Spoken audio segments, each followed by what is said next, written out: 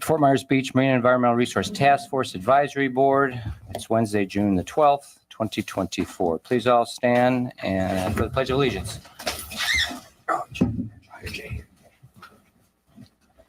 I pledge allegiance to the flag of the United States of America and to the republic for which it stands, one nation, under God, indivisible, with liberty and justice for all.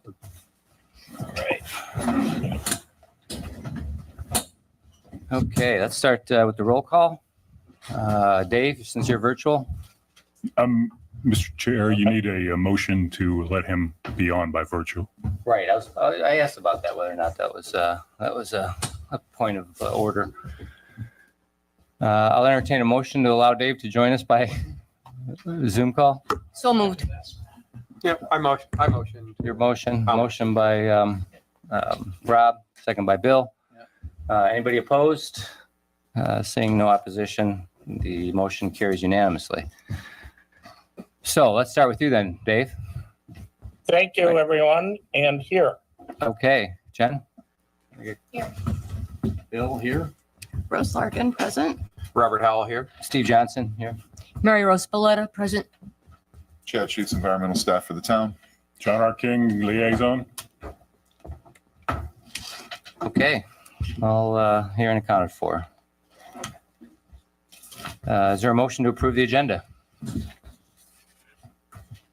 So moved.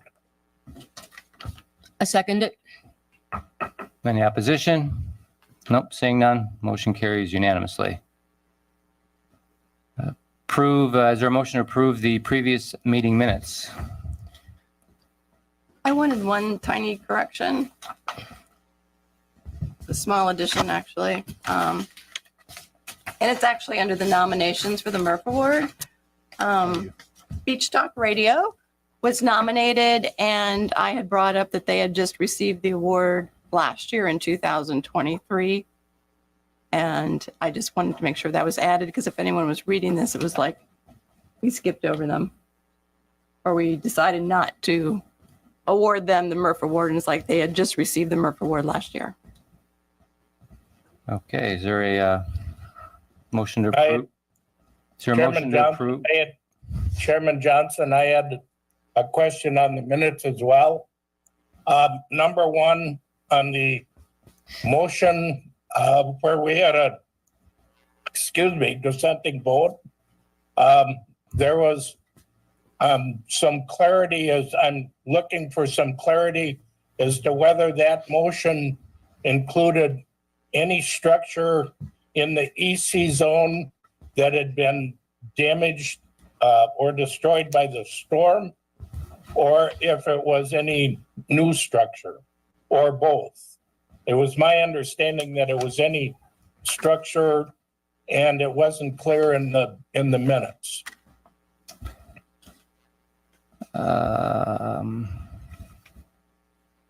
I understand what you are bringing up. I don't recall that verbiage in the minutes itself. Well, I distinctly remember all of us on the vote, and there were members that said it should not count for pre-existing structures, and other members that said it should be all structures, hence the split vote. And it doesn't specifically state that in the minutes. So I was just wondering, because that was obviously the reason for the split vote. Yes, actually, that was asked when I brought the recommendations to the town council by Council Karen Woodson, as whether or not it applied to existing grandfathered structures.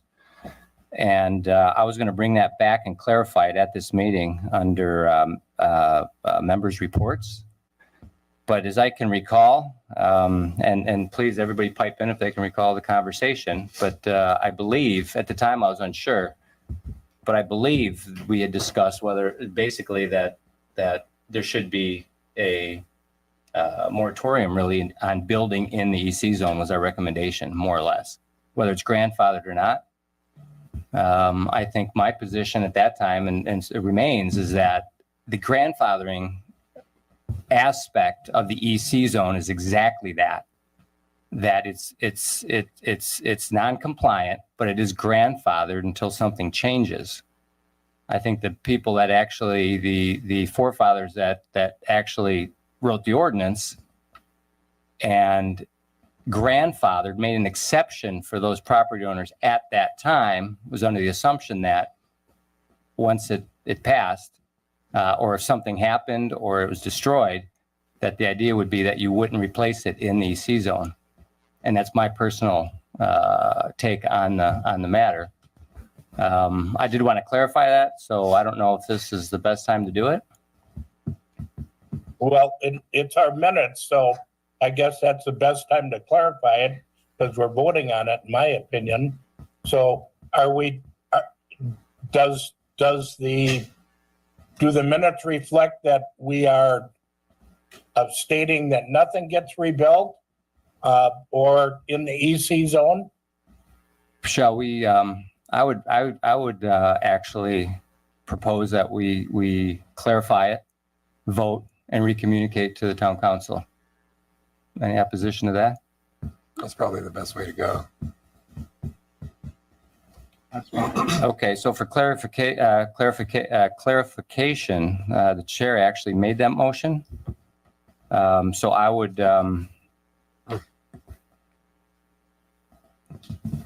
Can you read the verbiage again, please? Yeah, I'm looking for it here. Chair Johnson moved to recommend to the town council to follow the purpose of the comp plan and the land development code and discourage supporting variances for construction in the EC zone. Seconded by MERF member Spalletta. Motion carried 5-2 with MERF members Newsbaum and Altoff dissenting.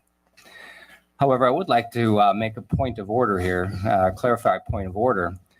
I believe, member Newsbaum, you need to recuse yourself from the vote. You needed to recuse yourself vote when it happened.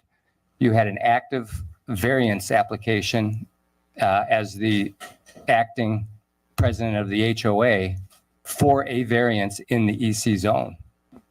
And from where I sit, because I saw the LPA meeting where you went and asked for the variance, I think as a point of order, you shouldn't have voted on this to begin with.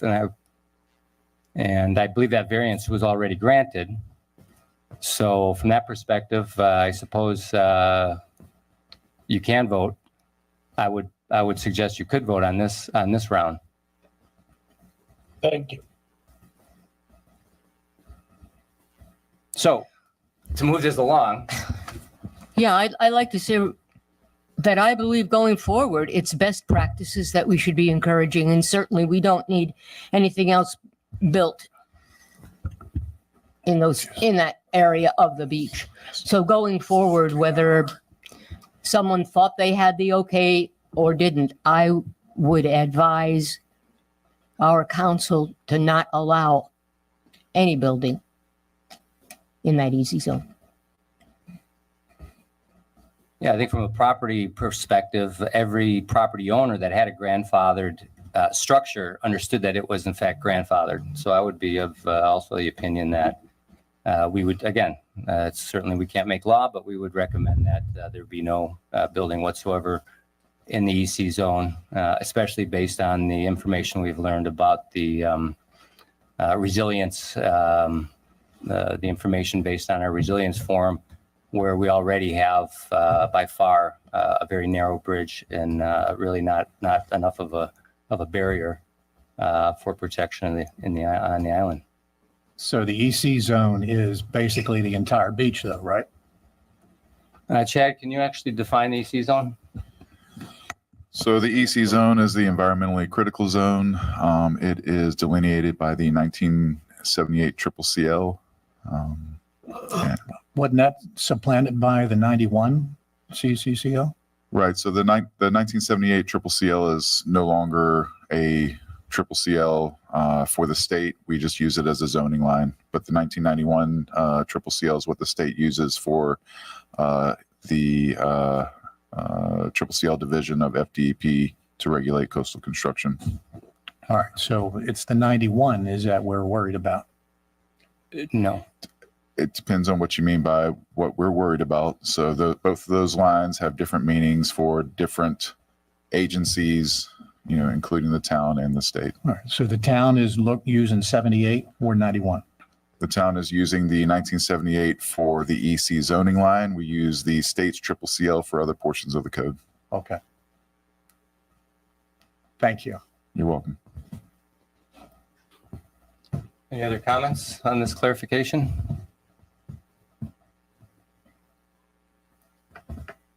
Okay, well, I'll restate the motion then. The motion is to recommend to the town council to follow the purposes of the comp plan and the land development code and discourage supporting variances for any construction, any and all construction in the EC zone.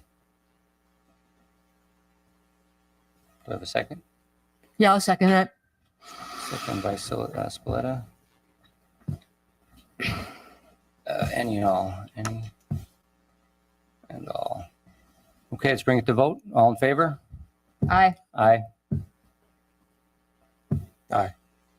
Rose? Aye. Nay. Aye. Nay. Okay, vote carries 5-2, and we'll add that to the a recommendation again, a clarification, point of clarification to the town council. Thanks for bringing that up. That was on the list, Dave, so thank you. Okay, so I'll entertain a motion now to approve the minutes as modified, as amended. Yeah, I will move to approve the minutes as corrected and amended. And a second? I'll second that. Okay. Motion by Spalletta, second by Larkin. All in favor? Aye. Aye. Any opposed? Aye. None. Okay, carries 7-0. So, Chad, there's no signatory page. Are these the minutes now? Do they require? I didn't get the usual from Miss Heva, so I can, if you want to sign that one, and if it passes her inspection, we'll keep it. Otherwise, we'll return it for additional ink. That reminds me, looking back on the website, it looks like the February minutes weren't finalized either. Second by Larkin. Just wanna write this. 7-0. Okay. Administration, I love it. Okay. Having approved the previous meeting minutes, let's go to public comment. I see we do have some guests today. Anybody here for public comment? Seeing none, we will move along. Current items. First on the list is beach grooming and mechanical raking. This is off our initiative list. I think the purpose this was added was, let's see here, was to review the process and permitting of beach raking, the ordinances of beach raking, the DEP permit for each beach raking, and compliance with beach raking. The next steps were to review the land development code and permitting compliance, and the notes for this initiative were to communicate and educate. So we attempted to have a member of the FDEP, Triple CL group on this call. Apparently it fell through. I don't think the link was sent in time. So there's a couple ways we can do this. I think the approach, the chair's approach to this was to allow the DEP to explain to us a little bit about mechanical raking and grooming, what's involved with permitting, and what aspects are to compliance and non-compliance. Also to review the town ordinance for raking and grooming, and again, determine what's required there with regards to compliance and non-compliance, and determine to have a discussion to educate, and hopefully I'll be on the same page moving forward. I don't think there was any initiative to recodify. I know in 2013 it was recodified, the grooming and mechanical raking portion of the town's ordinance. So without the FDEP here, who I thought would be a great, the idea is to get everybody in the same room to determine what's up and what's not. Is this a agenda item you'd like to move forward to, or shall we reschedule with the FDEP to attend the meeting?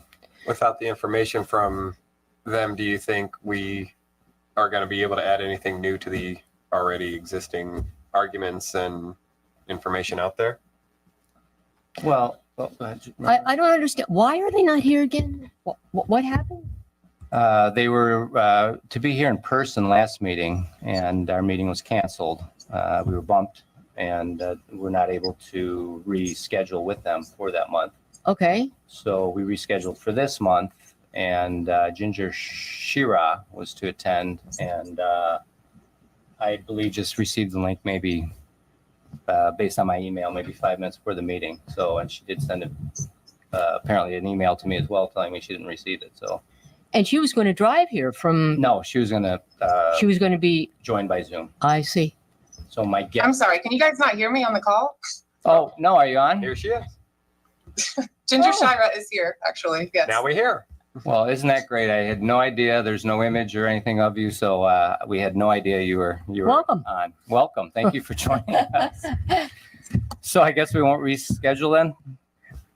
No, I'm here, I'm ready to talk. If you guys wanted, I thought there were some questions and stuff, so I'm ready to respond. for Perfect. sure. Absolutely perfect. Thank you. As an introduction, Ginger, you are the Environmental Administrator for the Beachfield Services Office of Resilience and Coastal Protection for the Florida Department of Environmental Protection. Is that correct? Hi, good morning, that's right. My name is Ginger Shira, like I said. I do work in the CCCL program. I am the Environmental Administrator, as you said, over the Beachfield Services section. I supervise the Beachfield inspectors. Some of you may be familiar with the inspector for your area is Kelly Kramer. Mhm. And yes, I was supposed to be here in person a few weeks ago and it got rescheduled. So I'm joining remotely from Tallahassee. Well, Thank you for the invitation. Thank you for joining. So you did hear sort of the overview of what the reason it's on the Marine Environmental Resource Task Force agenda. And so let's move forward. So based on the introduction, is there an overview you can give us really about, I believe you have it's 8 elements in for FDEP raking compliance. Is there something? Yeah, that's right. Do you guys have a copy of that there? Or I can maybe share my screen and maybe you can see it. Oh, that would be Try that. great. Yeah, I do have a copy. He says we can share the screen. Yep. Okay. Yep. Yeah, if we can get that. Share the that'd be screen would be great. Awesome. Perfect. I see it's coming up there on the wall. Great. So yeah, these are our standard beach cleaning permit conditions for all counties. Like you said, there's 8 of them. I won't read them all to you, but we can go through them quickly here. Number 1, obviously during turtle nesting season, everything has to be, as far as beach cleaning, has to be done during daylight hours. Number 2, again, during turtle nesting season, the permittee, whoever is obviously receiving this permit, is responsible for ensuring that the daily survey has already been completed before any beach cleaning is to take place. Number 3, in the event that that doesn't happen, we have the authority to call off all beach cleaning on that beach for 65 days or November 30, whichever is earlier. Number 4, all turtle nests left in place shall be marked with a circle of tape. I'm sure you guys are familiar with these on the beaches there. Of course, no cleaning is allowed in that area. Number 5, in the event that those are lost for any reasons, no cleaning can take place until the permit holder has returned and identified that nest and restored those markers. Number 6, in order to avoid adverse impacts, you can't penetrate more than 2 inches into the beach. Tire pressure has to be less than 10 PSI. We limit the rake size or the cleaning apparatus size to something that does not penetrate more than 2 inches into the beach, like I said. And we do not allow front or rear mounted blades or box blades. We don't allow burial, number 7. And yeah, number 8, the final one is to avoid vegetation by 10 feet. So these are pretty standard. These are pretty self-explanatory. These are given on every permit that's issued. In addition to this, there are some other best management practices that are available when you do obtain the permit that we'll provide you. And we haven't really talked about the process yet, but I know that was one of the questions here. So unless you guys had more questions, I can just go ahead and get into that.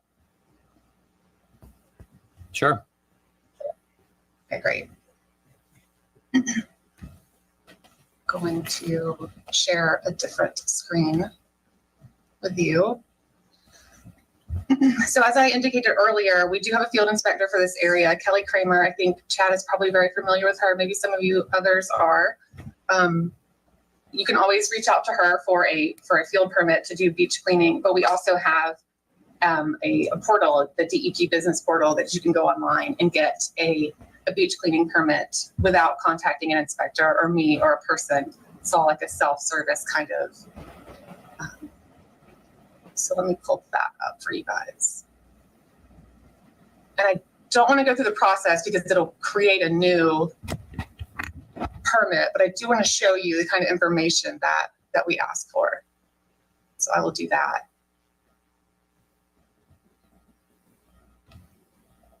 So this is the beach cleaning questionnaire that you will see when you apply for a beach cleaning permit. Again, very self-explanatory here. If you know the range monuments, if you don't, we have that information on our website, of course.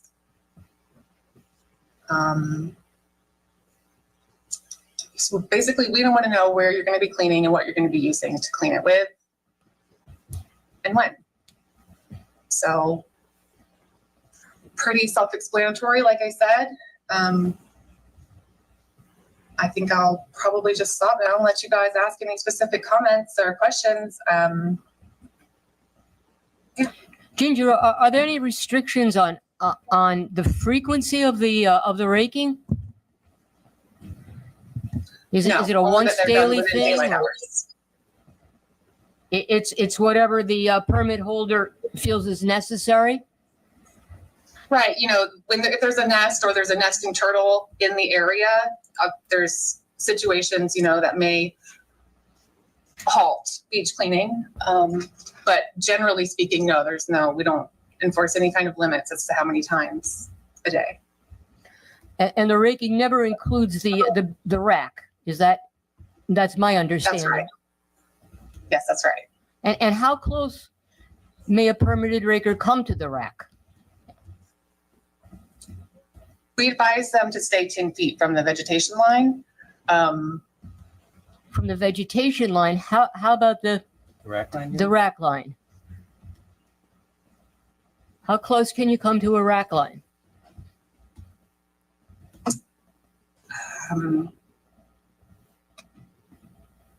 I don't know that we have a specific number. Just as long as you don't go over it. Right. Right. Yeah, the town ordinance requires a 10-foot, distance from the rack line. Just as a point of clarification for the members here today. Well, that's in our town ordinance, Steve. That's correct. Yeah. What about raking and distance in and around these new sand berms before they're actually planted dunes while they're just piles of sand? What are the regulations and restrictions around those?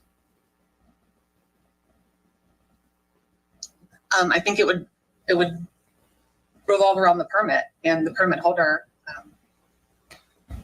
If there's vegetation that's been planted, There course, that hasn't been. Ginger, maybe I can clarify. So as part of a sand haul project, a FEMA we received a FEMA grant to build a berm, emergency berm for basically a 5-year storm with an elevation of, I think to top off at about 6 feet above sea level. So the dune, this berm is probably, it varies in height above grade, but 2 to 3 feet, 4 feet maybe in some spots. So it's a berm, it's unvegetated at this point. Is that considered a dune? Is it a berm? Is it allowed to be raked? I mean, there's a question on our beach here of whether or not that's allowed to be raked. I think from a compliance standpoint, we would consider that to be temporary and would not pursue it or look at it as a permanent dune. Okay. So that you're allowed to rake it. Wouldn't say you're allowed to rake it, but I would say that we wouldn't pursue enforcement against someone that was, Okay, well, because it's the not the same. dune. yeah, good. Yeah, that's a big one. So thank you for answering that. The answer was he doesn't pursue enforcement. That's correct. That's That my it's not allowed, understanding. but there wouldn't be enforcement. But it's not advised. Agreed? That's right. If we knew that it was happening, we wouldn't permit it specifically. Do you understand? Like if we knew that this was going to happen, we wouldn't say, yeah, sure, here's your permit. But if there was an existing permit and then the sand was dumped and then someone raked over it, I would not pursue enforcement in that specific. It's not to be treated like a dune where you got to stay 10 feet away or anything like that. Right. Gotcha. Thank you. Right, Chad, maybe you can add some clarification. Was there a FDEP permit pulled for the FEMA berm? I don't know. I The mean, town- It's not a rhetorical question. Yeah, the town doesn't rake. So I did not pull any No, raking. it's just for the placement even, correct? Any construction within the triple CL usually requires a FDEP permit? So to construct the berm Right. was under the EFO issued by the governor. Okay, so the answer is no, there wasn't an FDEP permit. We were operating under the authorization of the emergency order. Okay, so no, there wasn't. The EFO is the permit. Okay, so there wasn't. Yeah, so, okay, so that wasn't a requirement is what I'm trying to get to. Yes or no? Question. I've got a question for you. How, what's the policy from the FDEP for raking, mechanical raking of the beach from the water edge to the ECL line, which is state-owned property? Does that require a special permit? It doesn't require a special permit, but it does require authorization through state lands, Mm-hmm. which will be part of the permitting process. We will obtain that. We will help in obtaining that. So without that authorization, then it's non-compliant. That's right. Okay, that's a good question. Ginger, authorization through whom? I missed that. State lands. State lands? State land. That's right. Through DEP, state lands. And that would include any platted state properties on the beach, correct? Right. Correct. That it has That's to be authorized by the state lands. That's right. All right, thank you. So you're saying from the water line to the ECL is state land? That's correct. Right. Right. And just for a point of clarification, the ECL line runs from roughly Bowditch down to Lanark or Flamingo. Is it Lanark? And south of that, there is no erosion control line. Is that correct, Chad? More or less correct. The ECL may run a little bit further. I can't remember which one. If it runs a little bit, if it's the critically eroded designation that runs a little bit further, or the ECL. But I think you're right. It's the ECL that stops at Lanark, and maybe the critically eroded portion may continue a little bit, or vice versa. Flamingo, okay. So what, I know, I don't think beach raking, Ginger, I don't mean to be words in your mouth, isn't really highly enforced, but how does the FDEP manage non-compliance? If there are complaints? I certainly don't mean to insinuate that it's not enforced. We work really closely with FWC. Actually, the permit holders are our eyes and ears. I only have one inspector for 4 or 5 counties at a time. So we work really closely with them to identify operators that are not following these guidelines, and it happens all the time, all over the state. Yeah, you're referring to the permit holders? Who is the actual commercial Beach groomer, the permit holder? Because they do hold a. I'm sorry.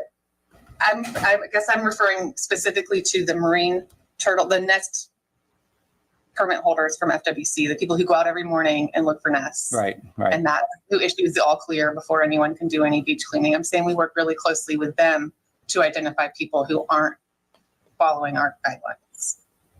Interesting. Okay, thank you. And to go back to the ECL, it looks like in the south end, it goes from the marker 203 to 207. At least that's what the solid red line looks like here on this thing. But it looks like it's in the water. So is this after the replenishment? Of course not.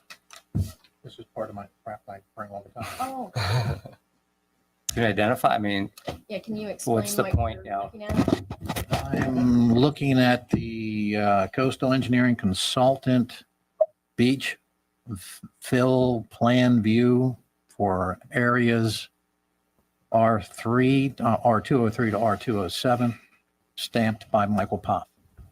203 to 207, Chad, I know you know these, you've memorized all these. So that's the southern segment of the beach renourishment project, correct, Mr. Bill? That's correct. So the ECL looks like here with the overlay. it So looks there's- like that's in the water. It's all the new sand. Yeah, sorry to interrupt you. So there's no ECL down there per se. There is the critical wildlife area.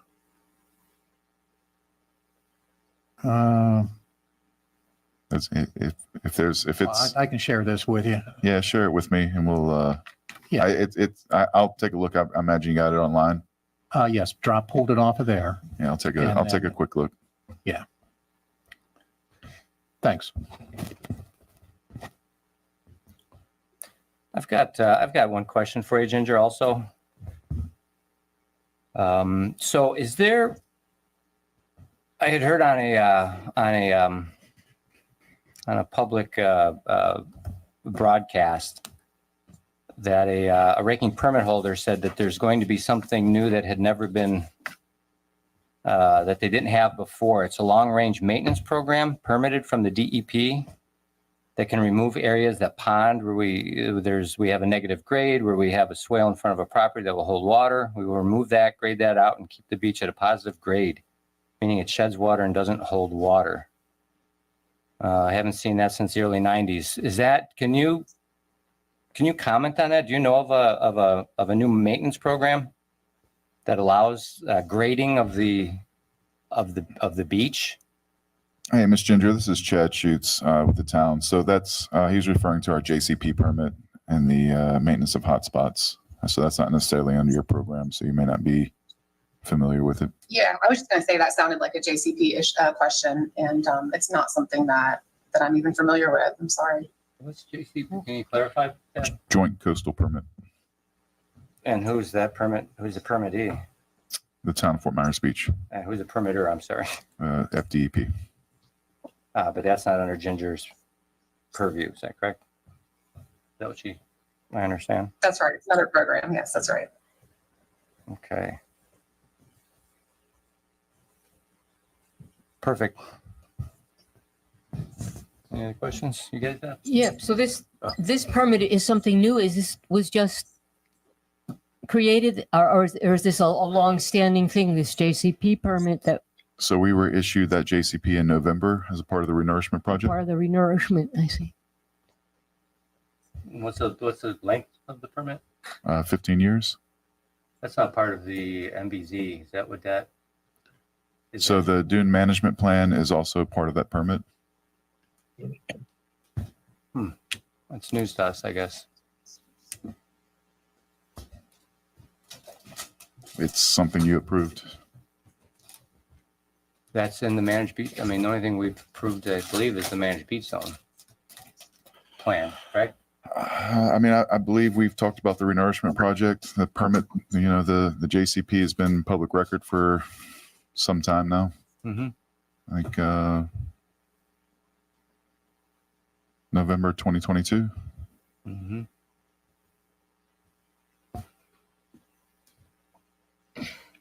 And the town does have an active, I think it's called a cleaning permit, right? Beach cleaning permit? So we apply for that every year. It usually gets, we do an area-wide permit with Ginger's Triple CL program. If we have a definition for or a criteria for like mass algal accumulation or fish kills, where we'll contact Kelly to get an area-wide permit to clean up, nuisances and hazards to public health and safety from the Okay. beach. But we currently have, the town of Fort Myers Beach holds the permit for beach cleaning, beach raking, whatever you want to call it. I'd have to double check. I'm not sure when our area-wide expired. It's been a crazy couple of years, Mr. Bill. All right.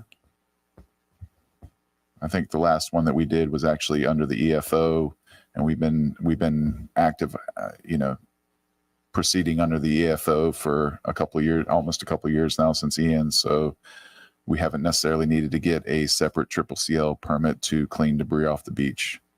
So we probably don't have an active area-wide right now. We've just been operating under the EFO, which again is the state's authorization for us to conduct those activities like we did after Idalia. Okay. But raking is part of the beach cleaning permit, right?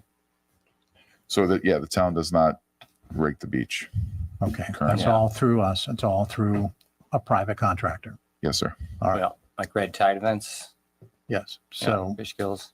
there's no talk about taking that permit away from these folks to rake the beach. Oh, No. no, sir. Just want to be clear to that. Yeah. I think we are getting a barber rake, so there may be, we may need to get some permitting for that. Okay. That's kind of a different deal. All right. But there's no talk of doing away with raking. Absolutely not. Perfect. And Chad, this is Dave Nussbaum. Just so I'm clear, after a storm, such as Idalia, there is the beach groomers are allowed to go through and clean up the rack line after a storm. There's a provision in the raking code for that. Yes, sir. Yeah, Thank you. it requires a DEP permit based on our ordinance. Not necessarily. There's a if there's a storm that happens and it produces a high tide line or even a high tide with the different moon phases, once another rack line's established, the older higher rack line can be cleaned from the beach. Well, I mean, I'm reading section 14-6, section B. It says the town manager may approve the raking of the rack line condition upon prior approval by the DEP if it is determined that excessive accumulation of natural or other debris caused by extreme events, including but not limited to red tide, red algae bloom, or storm carried debris are present.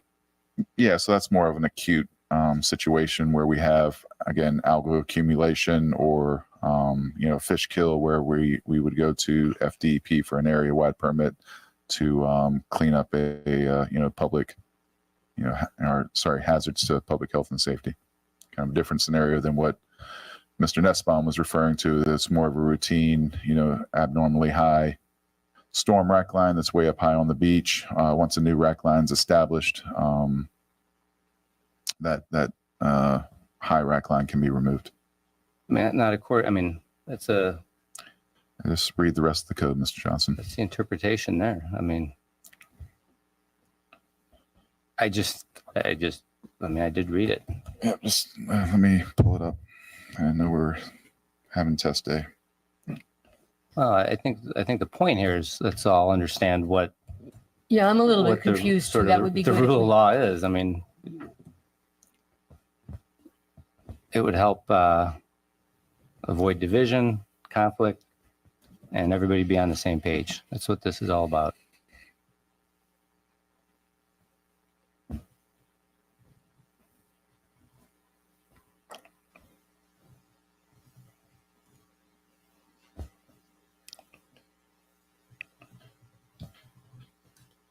So the nuance is where you have the definition of the rack line. Let's see.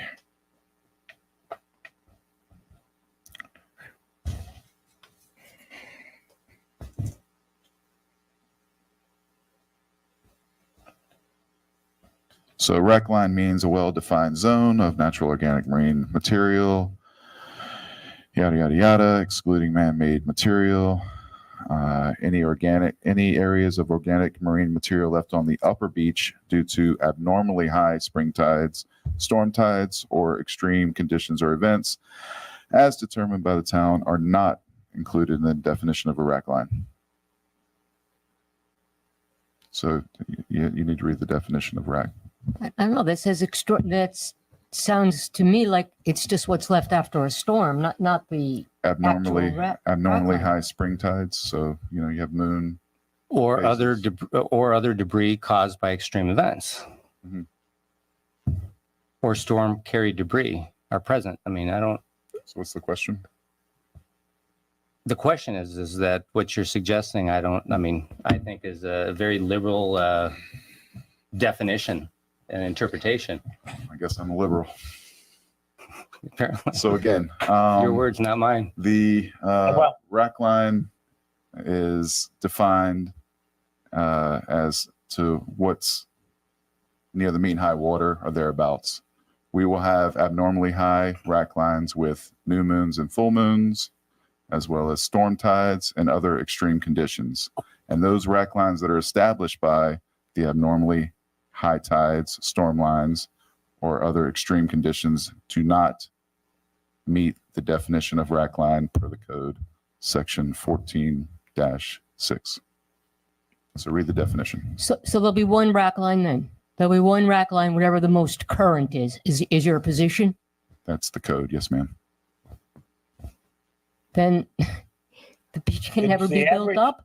It's the average mean high water line where the rack line is established. Anything beyond that, due to a high tide, a storm, heavy winds, whatever, is excluded per the ordinance. It's pretty cut and dried. Right. Well, I So wouldn't say you're it's not cut and allowed to, you're not allowed to rake the rack. If it doesn't meet the definition of the rack, then you're not raking the rack. But you're speaking of the rack as being singular. If you walk out to the beach, there are oftentimes multiple racks. There's one from a high tide, there's one from a low tide. So what you're saying is you can go all the way down to the lowest one? I'm saying follow the code. Right, but it's we who interpret that code, and that's what we're questioning is the interpretation of it. And that's what I'm saying is I disagree with your definition as to a rack line as being singular. I just read it from the code. So again, it's not my definition. This is just the code that I read. Okay.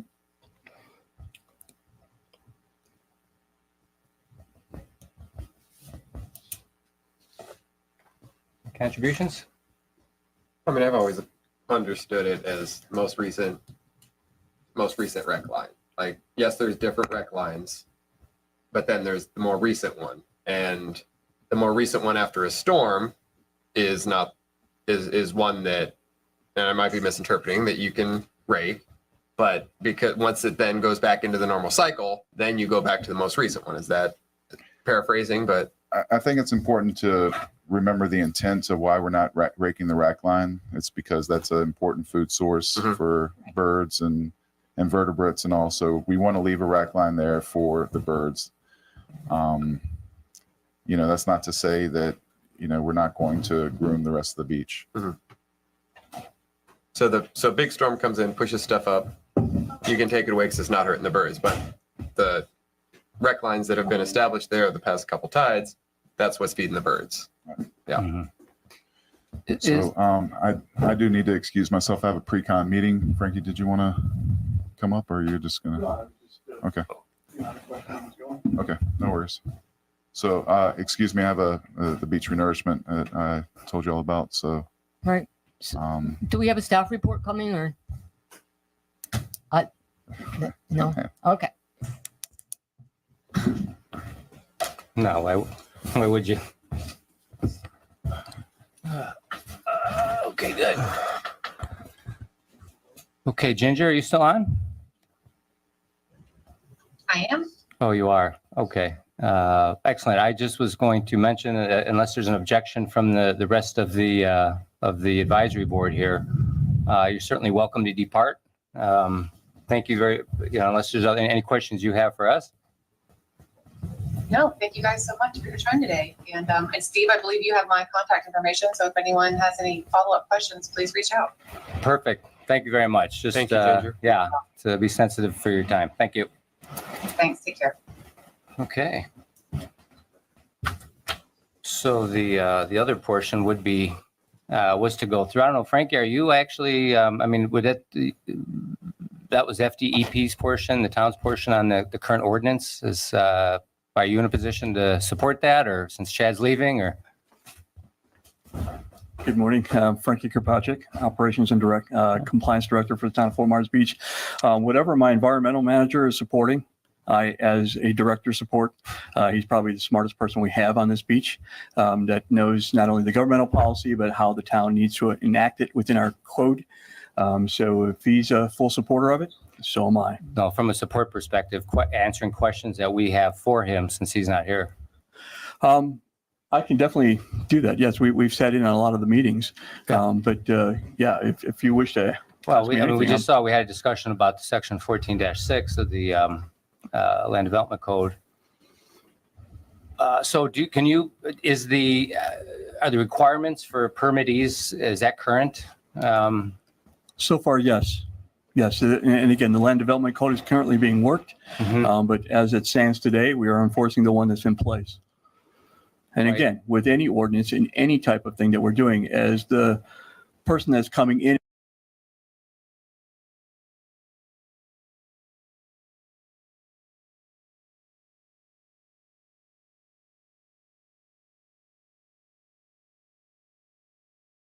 that's how we issue, especially with something like this. Right. So I guess maybe, so the question of whether they all have current applications, or I believe there's 5 permitted rakers on the beach, and they all have applications in with the town. Right Yes, now?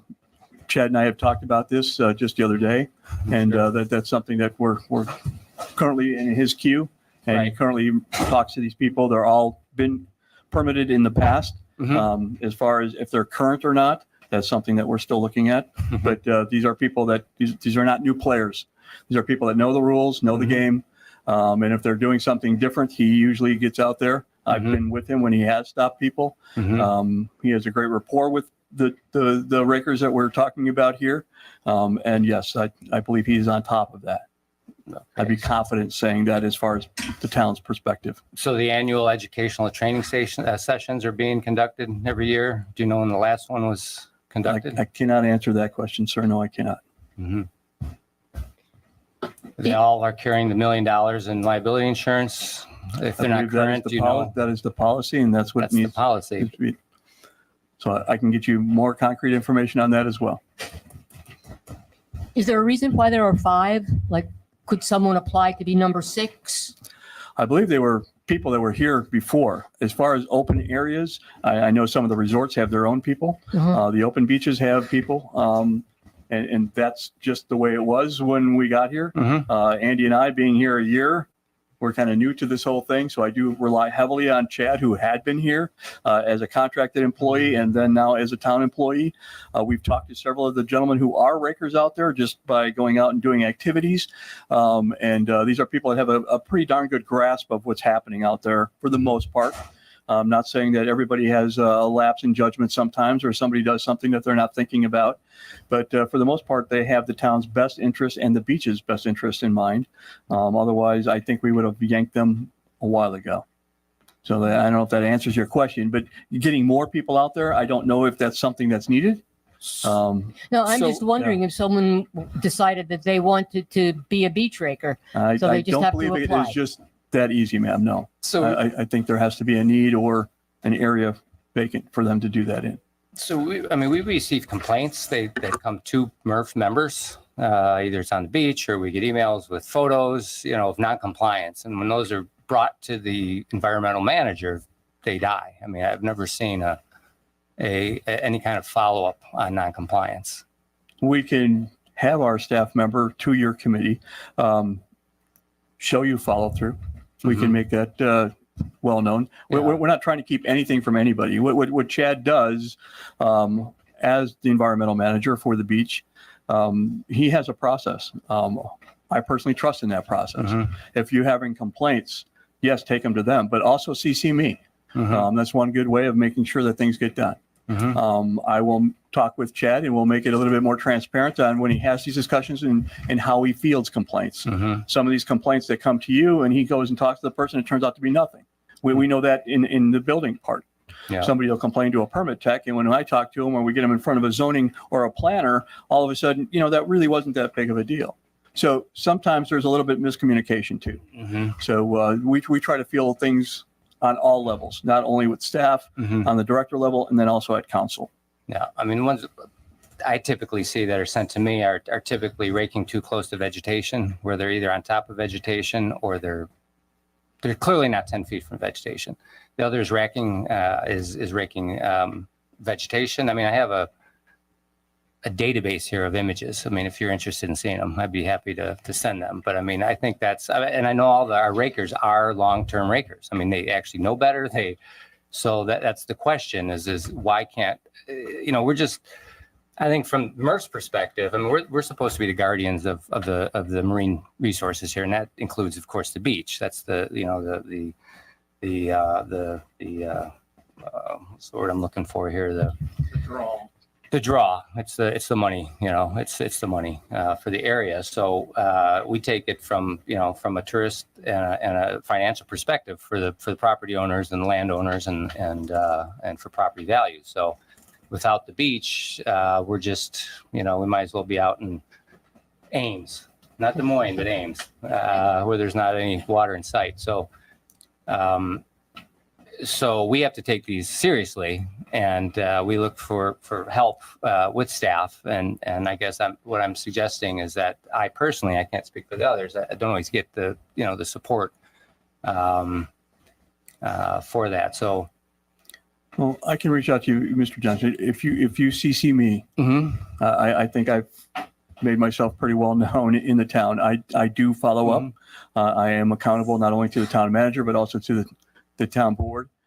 So it will get done. So if you include me on these things and we run them up the flagpole, you will get an answer. If not from me, from staff. Right. But it will get taken care of. Right. I mean, make no mistake. I mean, mechanical raking is legal. It's legal in the state of Florida and the county of Lee and the town of Fort Myers Beach. That's not what's at hand. I think what's at hand is just the compliance is all. So, I mean, does anybody else have any other contributions for? No, but Chad mentioned a type of rake that I had not heard before. We're getting in. It's a barber rake. Yeah. Yeah. What is Yes. a barber rake? So a barber rake is not as invasive. So when you see the rakers out on the beach, a lot of times they're just using a fixed tined rake Yes. where they come in, they can set the depth for a matter of inches to all the way down to a foot. And it goes through and makes little furrows. And it also, as it does so, it also fills in back. Right. And what they're trying to do is they're trying to pick up that debris, that subsoil debris, and bring it, or they're trying to get the surface debris and bring it to a location where it can easily be collected and whatnot. A barber rake does the same thing. It's a rotating head on the front. And what it does is that it goes through the sand layer. It actually picks up and puts that stuff into a container. Sort of like the old lawn hoppers back when you used to cut lawn and people didn't like the clippings on top, the bagging lawnmower. It's a very similar process to that. But it's a lot cleaner method and it's a lot more secure method. I know on the East Coast, like a good example where our town manager comes from in Surfside, they have a big problem with sargassum washing up onto the shore. What they do is they take a fixed tine rake and actually put that back into the sand. They bury all the vegetation because it actually, as it breaks down, it actually has fiber and doesn't erode the sand. So beaches are thought of on two different coasts, two different ways. What they do on the East Coast is not the way we do things here on the West Coast. And so a barber rake fits more into what we need to do as far as getting that surface layer, that subsurface layer, collecting that and disposing of it properly and still grooming the beach as we go. Now, I know there's a limit on the length of the tines in the rakes Correct. that they use. Will there also be on the, Yes, ma'am. is it deeper then? That's 2 actually inches, fit yeah. and set. you It's can the actually same. adjust those, and that's adjusted accordingly to the regulations. Did the town own a barber rake before, or were they? is That it I don't loaned know. from county? Prior to me getting here, I don't know. I mean, it's been used. I know in the past, I think we might have borrowed the counties at one I think time. We that's- used I to think borrow the that's what counties. It was, yeah. And through the generosity of the TDC, we were able to secure our own, along with our own new tractor. Mhm. So, I mean, now would be a good time maybe also just to bring up, although it's legal, it's detrimental to our beach. So has the town considered that in their review of using a barber rake? I mean, you've got benthic organisms, you've got invertebrates, you've got obviously the rack itself, the organic matter that you're picking up. You're basically sort of sterilizing the sand. So is that something So the town's to taking your into consideration? counterpoint, sir, as far as being counterproductive, you're the guardians of the beach. Mhm. The beach is the big draw. Do you want people to come here and walk through a feet of weeds and debris? Or do you want a clean, somewhat manicured beach? So this is the town's, counterpoint would be that this is the town's barber rake, and it's going to be used for storm related tidal events and things. This is not going to be used on a daily basis. Is that Correct. correct. Yeah. So this is going to be used as it was previously for red tide events, for algal blooms, things like that. Any large deposits of weed. A good example is today. So we got 5 days of storm. We've got 5 days of onshore wave action onto this beach. What is going to be like on day 6? So day 6, you're going to have people calling up. Same people that are complaining about the other things, I'm sure will be calling up on these and saying, oh my God, I can't walk down to the water side because look at all this stuff. Stinky This seaweed. is where this Yeah. comes into play, sir. Yeah. So does the town intend to have a scope of when it would be used, when the accumulation comes to a certain To amount? be totally honest with Or is it subjective? the group here, we just received it 2 days ago. It's still parked in back. The owner's manual, the video, and all the learning tools have not been done yet until a staff is properly trained by the manufacturer on how to use it. And we have the regulations in place to use it. It's not going to be used. So when that happens, the timeline, it could happen anywhere between a week and 2 weeks from now, as far as the trial run. And anything that needs to be done in the meantime will be done by the current people that are out there. And what will happen to the stuff that this rake collects? A lot of the big debris, it's usually collected and carted off. With our new tractor that we have, it's got a really nice bucket. It's a non-invasive type bucket, so we can scoop it, put it in our vehicles, and that's usually taken over to an off-island site. The same thing as you would take like a lawn clippings, those type of things, that landscape debris. Thanks. Good. Hey, Rose, anything? Is that to be composted or just landfilled? I think when you go to like some of these landscape debris sites, I know I live in the Cape. North Cape used to have one up on Bird Store Road. What they'll do, especially with stuff that's collected on wet, what they call wet material, they'll usually let that air dry for a day or so, and then they just process it. Sort of similar to composting. They just turn it over on itself and over on itself, and then incorporate it with other medium, and it breaks down and basically becomes mulch or soil. Perfect. Yep. Thank you. Yes, sir. Anything else? Mary Rose? No. No? Anybody? Or just a general question. Sanibel doesn't rake. And what do they do after big storm events like we're getting now with their debris and stuff? If anybody knows or doesn't know, something I'm just curious about. I personally don't know what the city of Sanibel does, but I Yeah. know like what Captiva on the county run portion of that little island, they do clean up. Down So there, they'll go out there with, we're talking about a small tractor with beach tires and a barber rake. They'll go out there with a front end loader. That's what I thought I saw. And do a once. lot more damage than what we're talking about. Right. Again, the city of Sanibel and the island of Sanibel is a conservation eased island, something that they thought of years and years and years ago. So they follow by a different set of rules environmentally and organizationally as we do, or from us, I should say. So it's really not fair to compare us to them as far as how we want to get our beaches back. Yes, I think it's very, very fair. I think we're trying to do the minimal amount of invasiveness on the beach, but still get the maximum amount of effort in the end run, as far as making sure that it is clean, it is pristine, and so on and so forth. It's free of debris. Point heard. Thank you. Yes, sir. Anything else, Dave? Anything from Wisconsin? No. Nope. All right, thank you, Frankie. Thank you for having me. So, yeah. Okay, any other discussion on beach grooming and mechanical raking? Hearing none, shall No. we go to the next agenda item? I think we should. Okay. Next agenda item is Sea Grant Resiliency Study. And that was actually Chad's agenda item. So maybe I can just talk at that for a second. Basically, there's been a grant for doing a resiliency study. Without looking up the narrative on it, I don't know, maybe Councilman King knows consulting.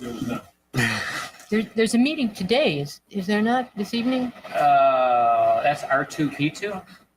So that's different. But this is, so as part of our resiliency discussion and our forum, I can't get it out of my head here. Essentially, we need to have an assessment, a resiliency assessment. And so we have a grant to hire that consultant that will do that assessment for us. And that then opens the door for potential funding, I believe. Yes. I mean, he actually included the narrative with the agenda when he sent it out. But I had read it earlier, and by now I've already forgotten it all. So, but that was his update to give us on exactly what the pieces. So after our forum, we had our resiliency discussion, and there were some follow-ups from the town, and those were since, I think, performed. And so they have contracted and got permission from the town council to contract this homely corn, something like that, consultant to actually perform the assessment. So I would as soon move that, put that on next month's agenda while hopefully Chad will be here. I make a motion to move it till. Will we have a next result? meeting. You think we'll have a result? It will be done? Is it ongoing? I don't It'll think be so. I done? just, part of that is actually the evaluating LiDAR data, looking at inundation reports. I know Dr. Savarese, who is a part of the forum, has an update in inundation data that was performed, Right. which essentially means that the length the surge height and length the surge will carry. And he's more than happy to share that with the consultant to potentially save the town some dollars in replicating effort. So, and I think Chad is aware of that, and so he's not here to discuss it with. So I guess I would entertain Rob's motion to just Right, well, add that to next month's agenda when we get to that portion of our agenda. yeah, that makes sense. Sound good? Yes. Okay, so the children's activity book. It's basically done. Woohoo! Tickets, printers, a few loose ends that we need to tie up on. I guess someone had mentioned to the mayor that the title page about boat tracks information. She needs a microphone. To be changed but it's actually accurate. It's inaccurate? It's accurate. accurate. Oh, okay.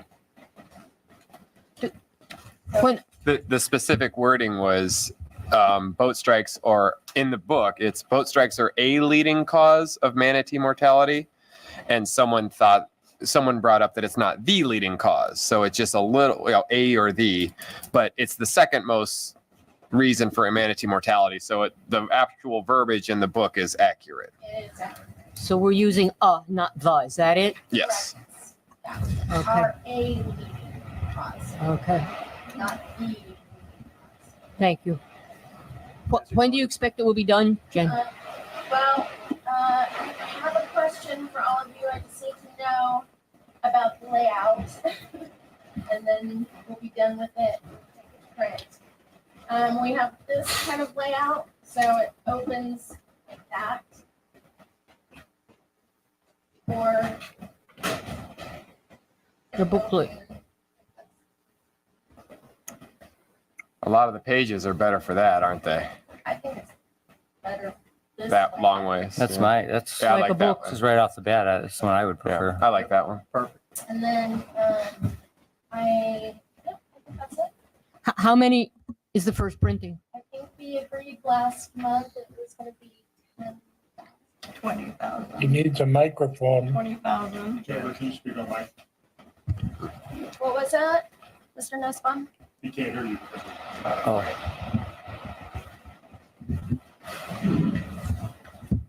Why don't you take Frankie's? well, you're done. Oh, that's Bill's a good tearing idea. the desk apart. He's hulking out. So I think 10,000 copies is what we agreed to last month. 20,000 you said? 10,000. Increase that we're, well, no, it says 10,000, but I thought we were increasing it by 10,000. Well, no, because the quote was for 5,000 and I think we made the motion to go ahead and print 10,000.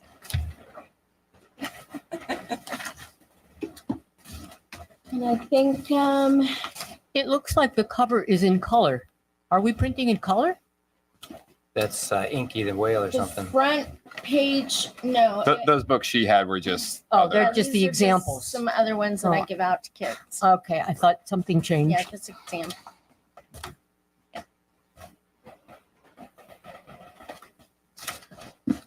Any other, Bill, I see you reaching. Is that, I'm just going to thank you for all your work on that. Yeah. Oh, thank We you can put that to so bed. much. Yes. Thank you. absolutely. Well, then there's going to have to be a plan on how to distribute them. Yes. They Oh, have well, 10,000 okay. books, so Right. no. That's a good point. So I'm happy to, hand them out during pop-ups or just schools, but maybe 10,000, maybe each person could take a box and find people to give them out. I'll take a bunch. Okay. Yeah, I don't know, like, I don't think we'll have a problem. is there an organization or like, do we want to just give a bunch to the schools? Schools, Lee County schools, libraries. But I don't think we should be too hasty to give them away You can- because I chamber. think you distribute a lot when you put that pop-up tent to work. Maybe allocate some just to have for the pop-ups and then the rest like so. For schools, I Yeah. know that the beach school, there is Roxy, one yeah, more for the chamber. correction that we have to make. It was, I think a thank you to Beach Kids Schools, but it was a Mound House that they had the summer camp program. Oh, So right. I'm changing the wording from, I guess, the beach school kids. I'm going to change it to Mound House summer camp, Bay Oak summer camp. Of that year. Because they might be different kids this year. Well, I guess it doesn't matter. Good. You can smack them at the Mound House too, right? Oh, yeah. Yeah. For their next year summer camp. Mhm. And that's it for That's the where- activity book. That's where we're at. Awesome. Yeah. Thank you all for your support. Okay, so let's move along. How about members' items? Well, I have a couple. We'll start with you then. Well, one that I want to, before I forget, is Murph was given, awarded $3,500 from the Fort Myers Beach Community Foundation. Very kind. That money will go towards either more activity books, or we can also discuss what we want to do with that money moving forward. I had an idea that I thought might be nice if we did like a resilience day, Fort Myers Beach Resilience Day, and that Murph can maybe give out plants to the residents of Fort Myers Beach. That's just an idea I wanted to throw out. Also, I have a thank you card that I would appreciate that maybe we could all sign to give to the Community Foundation. Wow, it's terrific. Can we do that? Can we play with this $3,500? We can do whatever we want. It was donated to the town of Fort Myers Beach Marine Environmental Resource Task Good. Force. Well, let's put that on the agenda then. Yes, to discuss To what, discuss how to best utilize that money. correct. That's so generous of them. So generous and really awesome. We'll put it to good use. Yeah, we will. I'm on. Oh, it's still me. Let's see. Oh, what was the other one? Oh, so I brought some information in on manatees, and I can leave these for the town, for the residents or boaters or businesses that rent boats. It's little information cards that you can hang on to your boat key or put it in your boat. And it just discusses all boat operators must comply with posted signs. And then also I have information on if you love me, please don't touch or feed me, which is information from Save the Manatee Club. And then I also have guidelines for protecting Florida manatees from the Florida Fish and Wildlife Conservation Commission. And so if anyone out there that's listening, if anyone's listening, would like some information, please come by the town hall and pick up your information. Thank you. Great members report. Shall we go to Dave, since he's sort of sitting between Jennifer and Bill? He's all around us. That's true. Couple of things. On the 6,000 beach, I received a report from FWC. Once again, we've had at least 3 new snowy plover nests that have, a couple of already hatched and the chicks are running around. As you know, snowy plovers have somewhere around 105 breeding pair in the state of Florida. So we are very cognizant of the fact that we are helping, promote a critically endangered species on our beach. Kudos to Chris Weber, who initially discovered the first nest and has since alerted FWC to the other nests, which are staked to prevent people from going near the nests. We also have several lease turns, skimmers down on the south end where the bigger colony is. And there was a nighthawk nest that was discovered there. So by FWC. So the birds are doing very well this summer in spite of the rain. Secondly, I did want to note that given the preponderance of data that we received from the professor regarding the resilience, I had asked that we ask the town to look at retaining walls facing the Gulf of Mexico and the ordinance that's on the books. And that was voted on, and that was neglected to be brought up at the last town council. So I would like that to be brought up. There is an ordinance preventing seawalls at the vegetation line for the island on the books. And given the fact that the professor stated this did protect landward areas, we had voted that we would alert the town to this and have them look at the ordinance. And I just would like to make sure that it was brought up to the town council this next time the chairman addresses the council.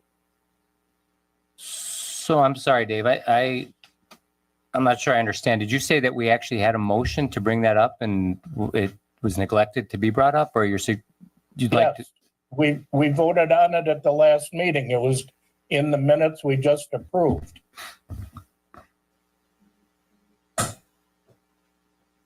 I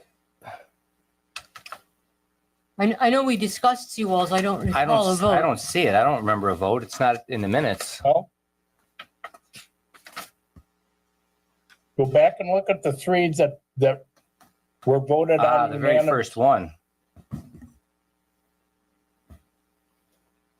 So just for clarification, the motion was actually, I had made the motion to move to provide recommendations regarding plant selection, investigate Gulf front seawalls, and to direct staff to investigate and pursue the vulnerability assessment if the resilient Lee report did not meet the town's needs.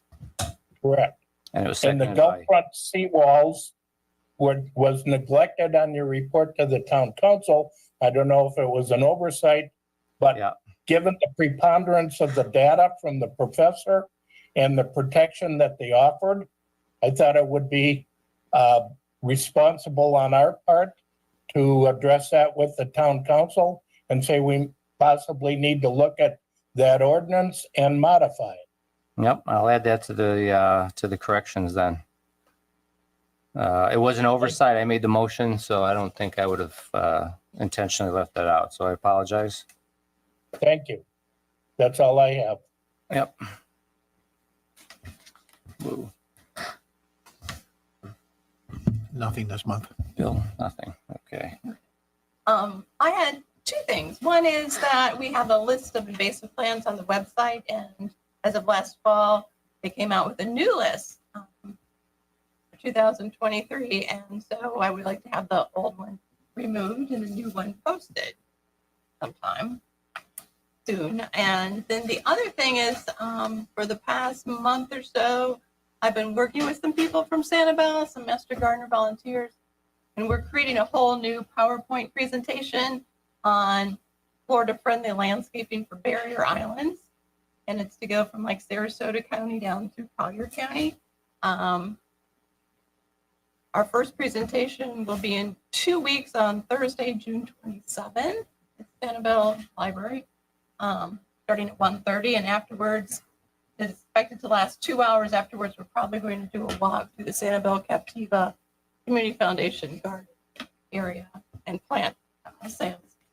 We've been working also with Haley Cox, who's the Coastal Resilience Program Coordinator. And she actually has made contributions to this, as well as the Natural Resources Department of Sanibel. So hopefully you'll read about it in the paper next week. Will you have a copy of that, Rose, so that if some organization on our beach would like?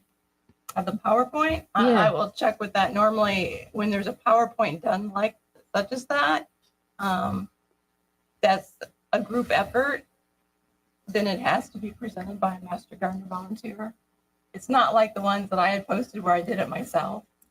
I posted because I did that myself. But you're a master gardener, right? Yes, but but to post it to the public, it needs to be presented. Okay. Not your property to give away. It's not, there you go. It's not my property to give away. All right. Thank you. I'm done. Okay. Rob? Just a couple personal things. I'm giving a talk at the Riverdale Public Library about the history of the Caloosahatchee, from pretty much the Calusa Indians all the way up through present, talking about water releases, things like that. If anybody's interested, I'd love to have you. How much are tickets? Where is it again? Free at Okay, the Riverdale so we'll Public allow you- We'll allow Library. you to continue talking. Go ahead. Where's that? It's going towards Alva. Thank Yeah, going out that way. And then also another free thing that I am in the very early stages of. I would like to get going. It's kind of like a TED Talk. We're still looking at what cute names we want to have, but something for everyone in the community to be involved in. We'll have guest speakers, but it'll hopefully once every 2 months have a get together here on island at a predetermined location. It'll be open up net to the public. So just want that to be on everybody's radar, and any public and government or individual ideas for topics, things people want to learn about, let me know, and keep an eye out online for me getting that information out there and how we're going to be communicating all that, because So it'll be It's- live. it's going to be, I'm going to hopefully try to stream it. It's just going to be an education thing for everybody, just about everything, science, nature, anything. And I would love anybody's input on that. So yeah, that's Awesome. all I have. Thank you. So my members report actually is that clarification that I've been promising since the last few months about that raking paper that was read, which was a master's thesis, Dave, that you had provided the MERF advisory board, Yes. saying that raking was good for turtle nesting. Since I am not a sea turtle biologist, I actually shared that with a couple of resources to get their input. So one is Blair Witherington, who is really probably one of the leading sea turtle marine biologists, academic in the country, and author. So his comments on the paper is that it's a master's thesis. This means that a committee reviewed the student's work, but it had not been peer reviewed or passed by any journal editor's review. In a word, it's a first draft of a scientific contribution. Nothing in the thesis comes close to providing proof that beach raking is advantageous to marine sea turtle nesting. Perhaps a misconception of the work's conclusions comes from the negative results. That is, although effects from beach raking were tested, only effects on nesting success were found, not on hatching emerging success. This could mean that there are no effects from raking or hatching success, or it could mean that the test was too weak given variation in hatching success rate.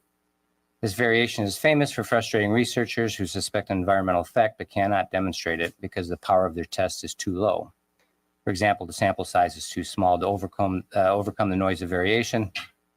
It goes on to say the study did not show an effect from beach raking on nesting success. This effect is seen elsewhere following artificial beach widening and removal of beach dune vegetation, especially where there's alterations reveal artificial lighting.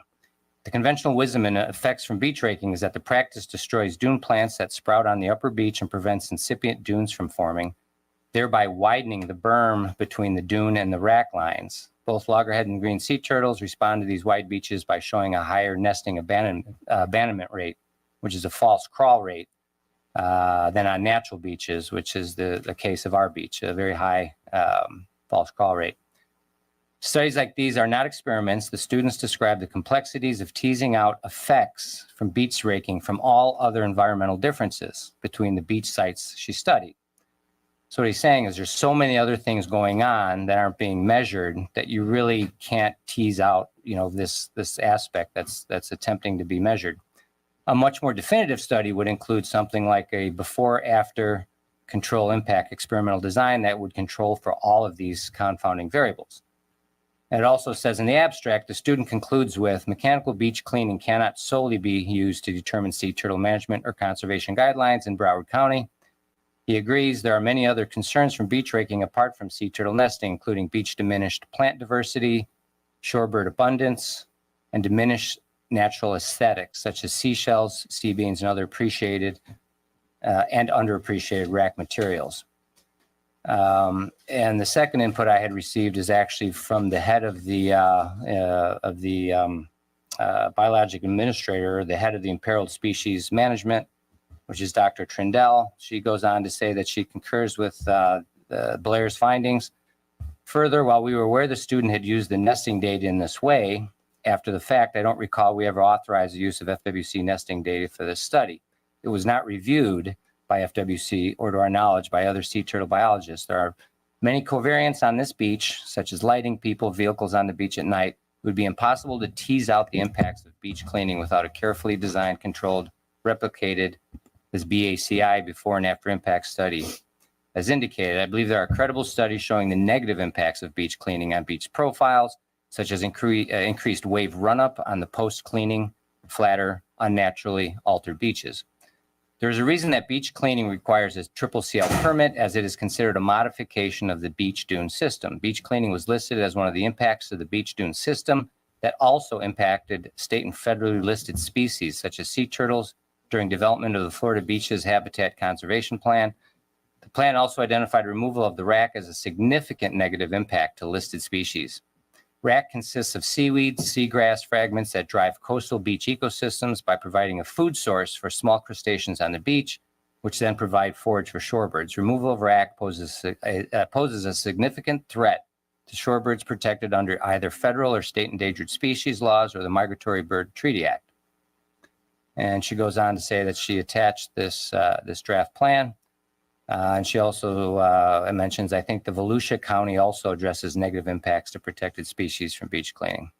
And there's some links here. So, so the point of reading that is that, you know, the paper that you had pointed us to, I think, is not a robust scientific publication, but rather a master's thesis without any peer review or journal review.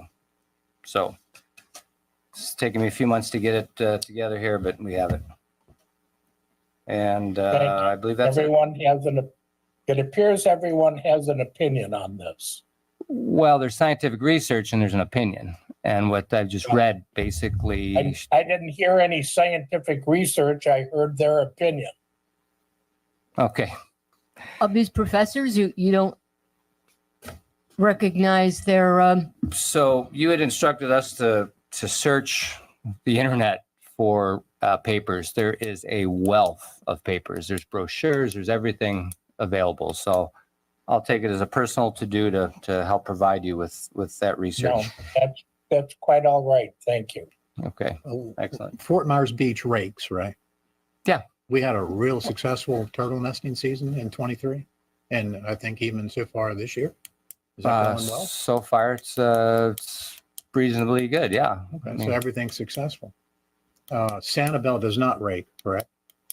That's correct. Their ecosystem is very different with the predators, though. Like even he said, you can't compare the two, especially Okay. with that. All right. Yeah. But I see because your point. I do see your Yes. point. But the predators there are You much look- different. Right. You take a look at one of the factors of Yeah. raking, huge difference between the two. But then it gets, Just a moment. Does anyone have a red Nissan or like a burgundy Nissan? I do not. Uh-oh. Yeah, we're Uh-oh. under a flood advisory right Oh, now. We have been. Fort Myers It's been Beaches. pouring out. Yeah. Oh, gosh. geez. Oh, gosh. Did you guys all get that, Jason? Or Jacob, I'm sorry. Red Nissan. Okay. Red Nissan. Whoa. God, it's just, all right. Yeah. it's like PTSD, man. Flooding. I mean, really, it's just, Yeah. you just want to climb out your bathroom window. Okay, let me get my 2 cents in, Yeah. please. Because I want to talk about the dog problem we have on the beach again. And we'll go back to the glowing story about our snowies. There are, I would say, maybe 6 people who every morning will walk their dogs unleashed on the beach. As a matter of fact, I believe that one of the nests that was being referred to in the 6,000 block of Estero Boulevard was harassed by one of these dogs. And the problem is that people are wise to the fact that they can do the wrong thing and they have plenty of time to put the dog on the leash so that they can't be held to account before the beach patrol gets there. So I don't know where we go from this, but it's almost like having no restrictions on dogs in certain areas of the beach because people play the game every day. They put the lead on the dog, let the dog run, and if they see an authority, will grab hold of it, and that meets the law. What are we to do? Give up? Well, the warnings aren't working. I've had multiple people on the beach, specifically tell me that Beach Patrol has told them to take the dog off the leash as soon as they're out of sight. Like that's verbatim what a person with a dog said on a leash. They And took that's it my off. point. That's what we're up against. They need to be like, so And I don't besides know a where warning, we what's go. what's the actual fine or penalty? What is the penalty besides a warning? I'm just curious. That's There a are question I have. penalties, but the problem is that in order for it to be applied, the person has to be not only seen by the officer, but actually photographed in order to prove it. And so that gives them plenty of time to Right. But what my, just be cavalier, and there are no consequences. And I do think that one of those nests was damaged. I think that the dogs frightened, not the dogs, the one dog, and I can specifically describe it, but I won't. That dog ran up to the nest, and the adult who should have been guarding the nest was frightened, and so she left, and the chicks scattered, gone. I'm at my wit's end. does anyone know what the actual penalty is if they were to enforce the? How can it be enforced? Well, that's It'd not be the a question. The citation. question is like, what's the citation? Hey, don't do it again, or is there an Yeah, I'm sure actual? there's No, there's a fine. monetary fine. Yeah. So is. Yeah, nominal. But it involves a lot of proof and paperwork. And I understand that people are so busy on the beach rebuilding after Ian that it would be burdensome. But what it means, if we don't follow through on it, is that we, in effect, have no dog leash law. well, my point with bringing up what people have told me about what Beach Patrol has said to them is how do our guests or residents take it seriously when the ones who could be enforcing it aren't? So where do we go Yeah. from here? I'm open to suggestions. As I said, I'm at wit's end. If I may, just my experience in the past, I'd say, couple months is that it's a wild, wild west here on Fort Myers Beach. Well, Southwest. The beach is filthy. I mean, there's so much plastic, so much garbage, and so much so that the day before Memorial Day, I ran into a staff member who was out cleaning, and he said that he had never seen the beach so filthy in all the years he's worked. And so I don't know if it's because we don't have signs yet. I mean, you would think that most people understand to pick up their children's, pails and plastic and food, but and we have garbage cans, so that's not Right. but the dog Jennifer? situation. Yes, sir. Jennifer, can you tell us what section of the island you were on when you're describing the beach? Well, you probably wouldn't know, but the beach is broken down in zones and so each person, each volunteer, Turtle Time volunteer is assigned zones, and my zones are all up and down the island. So it's basically, the whole Was beach. it north, central, or south that you saw the debris? Oh, it was, let's see, by Diamond Head. Out, going south from Diamond Head. Thank you. Okay, we all set on members reports? Right. Moving things along here. Staff updates. No staff, no update. Public comment? Come talk, No. Bill. Come talk. Oh, yes. Pull them in. Oh, I'm gonna put that mic back up, Jennifer. This is first time doing this, so Will Perry. I'm a beach cleaner, as most of you know. I think a lot of learning in this meeting. I'd be interested to see some of the research that Steve Johnson brought up. I'm always willing to learn the impact that we have. I will say to your point that you brought up, there's a lot of factors when it comes to turtle nesting, hatch rates. There's elevation, so elevation can cause compaction. There's visibility, seeing straight to the lights, our ambient lights behind the actual beach, and beach grooming. And whatever we can do, we've tried to do. We've tried to open communication, and we've opened communication. I'm always willing to listen and try to change what I do for the better of the beach, and balancing what the property owners desire and what can be best for the beach. I think, talk to us and we'll do what we can. That's all I have to say. Sorry, I have a No. question. Yeah. You said you're a beach cleaner? Yeah.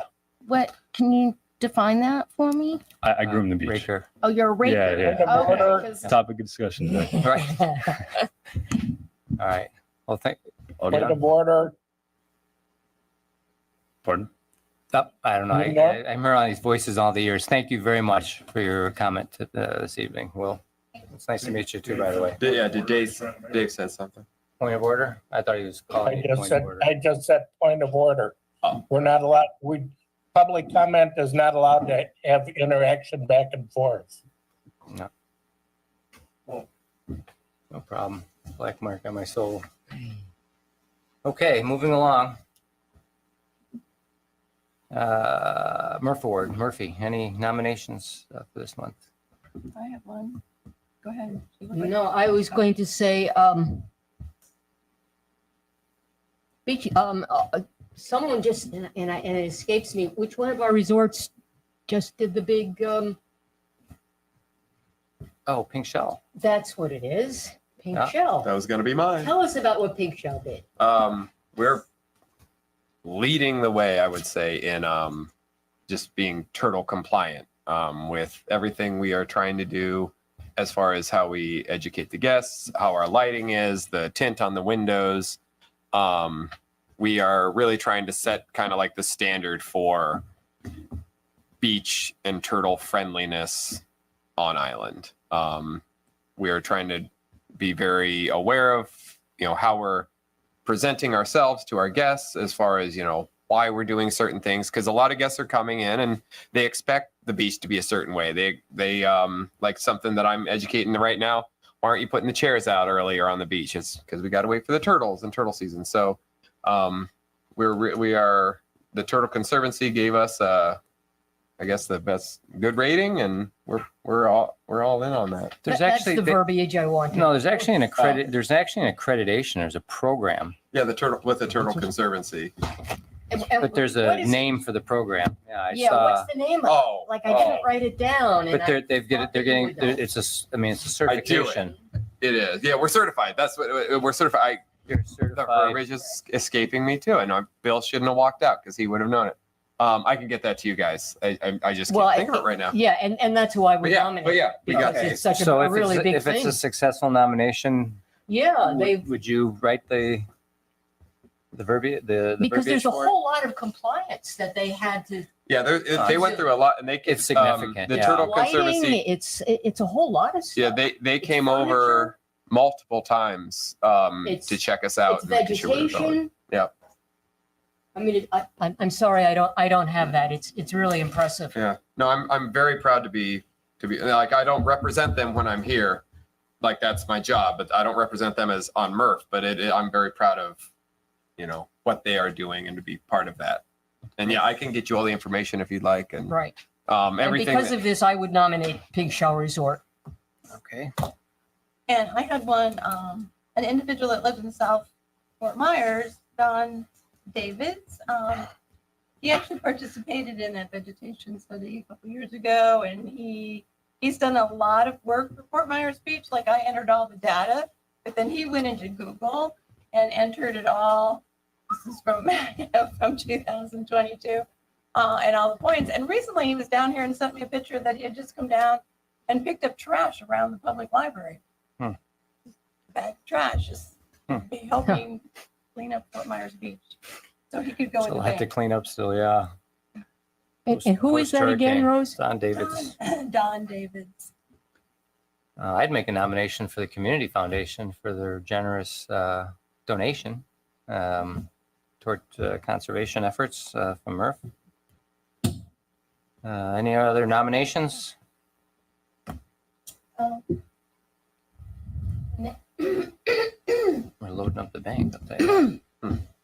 Unfortunately, this weekend, there was a visitor that was passing away in the driveway, and we had police and fire department and medics there working on her for over an hour.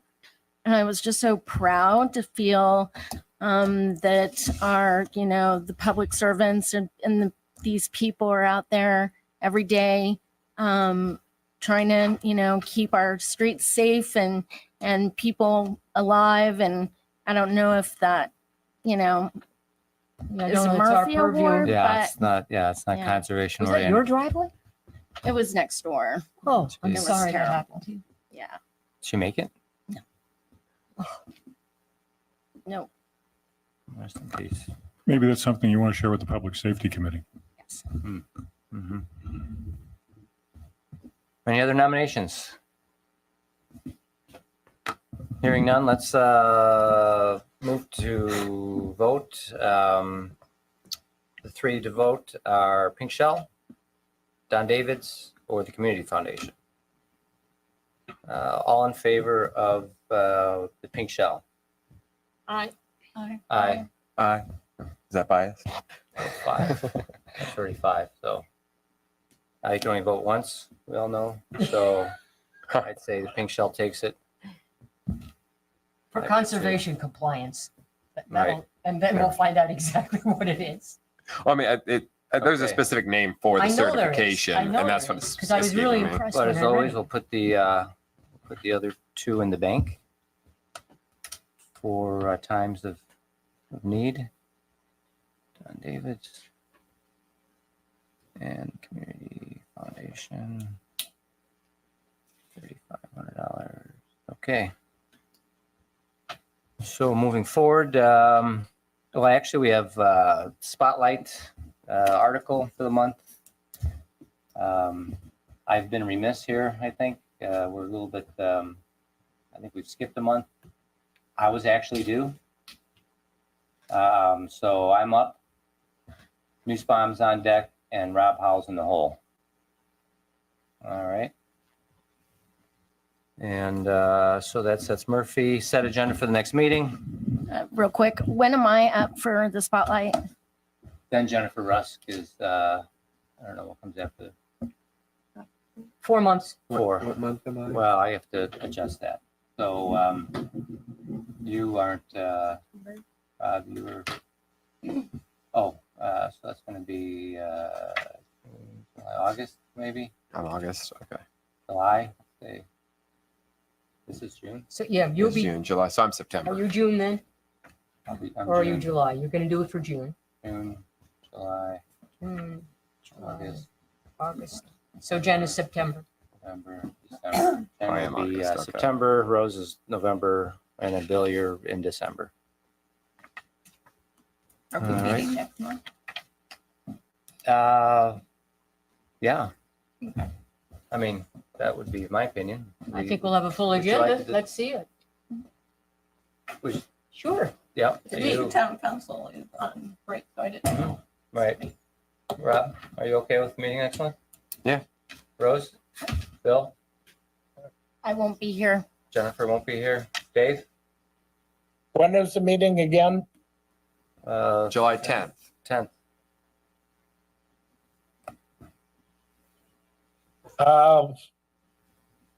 Checking my schedule. I guess the question is, are you opposed to meeting in July? Do we need to vote on it? I think if the town council isn't meeting in July, I think we could take a month off as well.